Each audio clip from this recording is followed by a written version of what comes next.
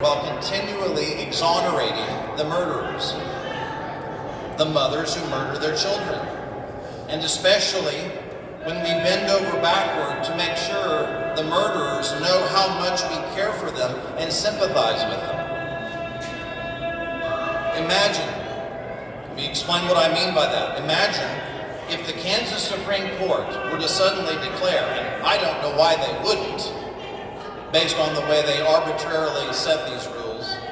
Suppose they declared that it was now legal for mothers to kill their children up to 2 years old if raising children was deemed incompatible with the right to life, liberty, and the pursuit of happiness of the mother.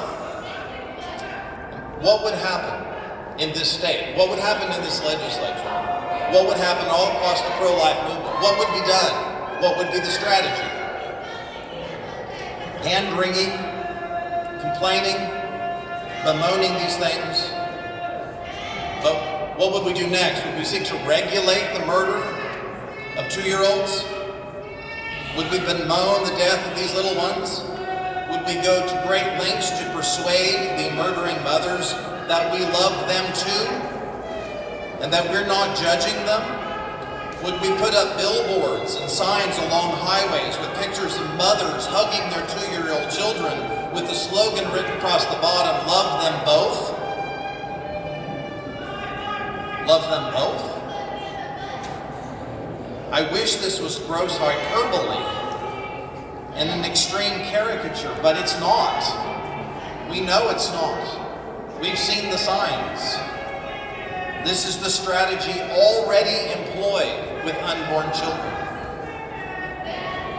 And that's what we're getting at. Why are unborn children treated differently than born children? What reason is there to think that the thinking and strategy would suddenly change for already born children if they legalize the murder of children up to 2 years old? We have gone stark raving mad. Where have you ever seen such convoluted messaging regarding the perpetration of any other crime? Do we put up signs of rapists snuggling the rape victims and say, "Love them both," if our goal is to stop rape? No, we don't do that. Because abortion is murder, abortion should be abolished, not regulated. It was sin for us to defer to the Supreme Court and play the long game, waiting for decades for Republican presidents to appoint pro-life justices who would hopefully overturn Roe v. Wade.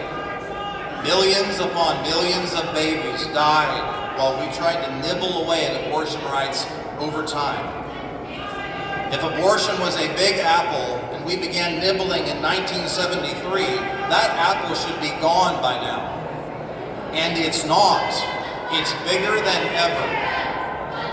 Things